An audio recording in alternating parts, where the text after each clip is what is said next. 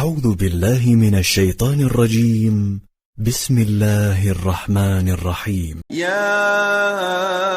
أيها الذين آمنوا إذا تداينتم بدين إلى أجل مسمى فاكتبوه، وليكتب بينكم كاتب بالعدل،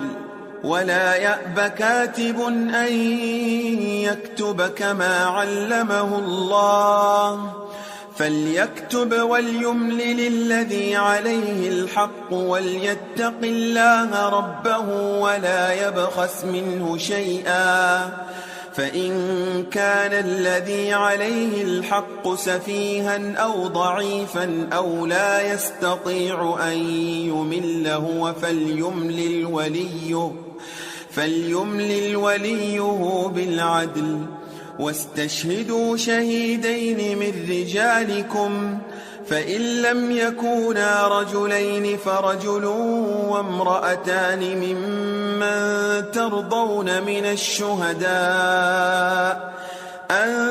تضل إحداهما فتذكر إحداهما الأخرى، ولا يأبى الشهداء إذا ما دعوا، ولا تسأموا أن تكتبوه صغيرا أو كبيرا إلى أجله،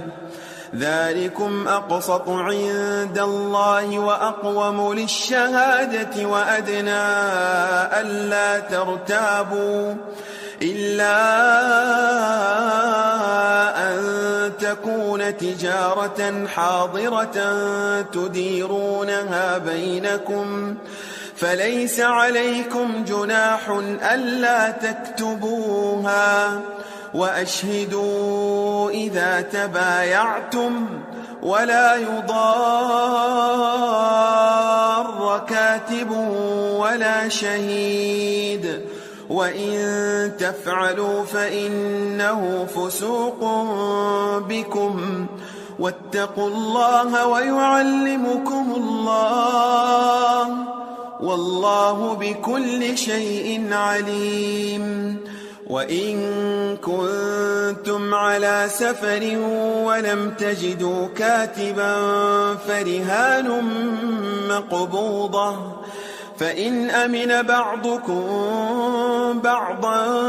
فليؤدي الذي اؤتمن أمانته وليتق الله ربه،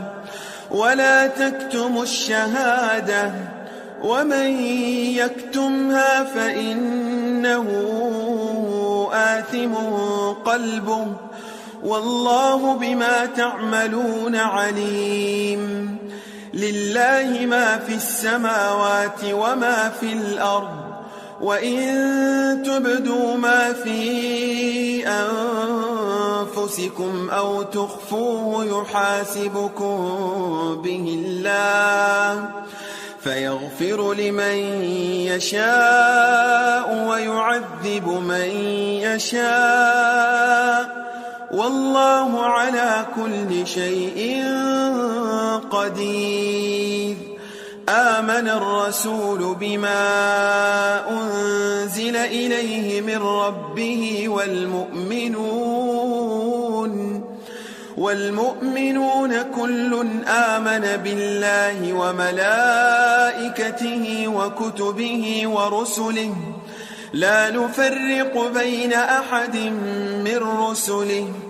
وقالوا سمعنا وأطعنا غفرانك ربنا وإليك المصير. لا يكلف الله نفسا إلا وسعها،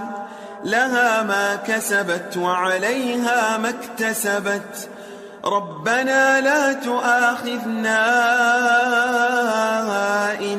نسينا أو أخطأنا، ربنا ولا تحمل علينا إصرا كما حملته على الذين من قبلنا، ربنا ولا تحملنا ما لا طاقة لنا به، واعف عنا واغفر لنا وارحمنا